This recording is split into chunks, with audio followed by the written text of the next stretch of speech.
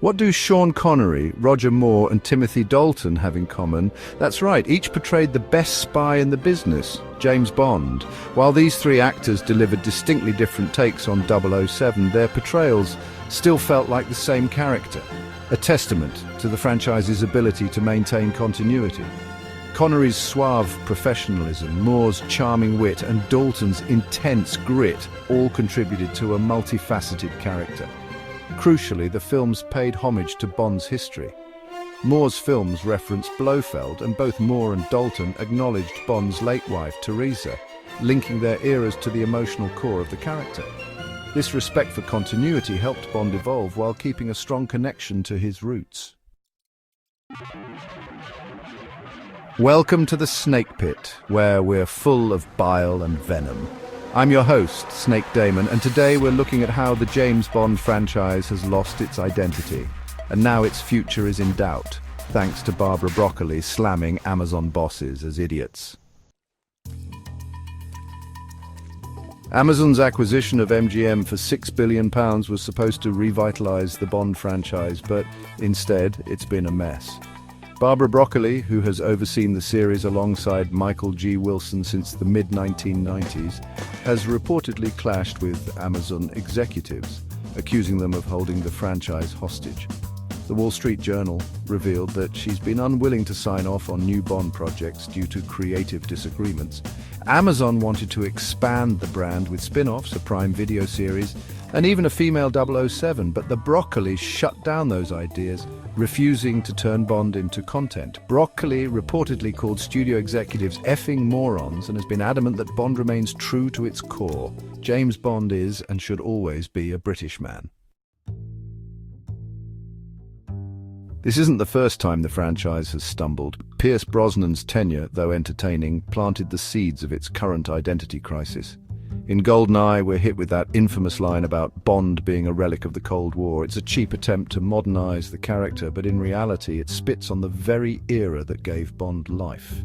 The Cold War isn't an inconvenient relic. It's the crucible in which 007 was forged. This kind of self-flagellation set a precedent for later films to alienate their own fan base while chasing relevance.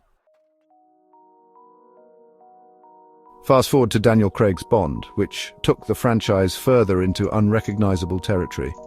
Craig's portrayal, while praised by some, felt more like a rough, brooding action hero than a suave spy. Gone were the gadgets, the charm and the fun, replaced by bleak storytelling, and a protagonist who could have been plucked from any generic espionage thriller. For me, Craig's Bond was Bond in name only. Sure, Brosnan's era could be enjoyably stupid, but I'll take silly and self-aware over bland and forgettable any day. Now, Amazon's desire to milk the franchise for all it's worth shows a fundamental misunderstanding of what makes Bond special. The reality show 007 Road to a Million, a bizarre mix of Bond trivia and obstacle courses, is a prime example of how out of touch they are. Meanwhile, the push to cast a woman as 007 or create spin-offs risks diluting the brand beyond recognition.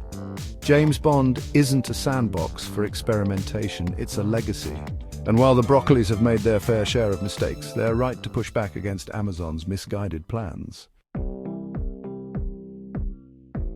The franchise is now at a crossroads with no clear path forward. Casting the next Bond is already a contentious issue, with Amazon reportedly favoring established stars while Eon Productions prefers taking risks on relative unknowns.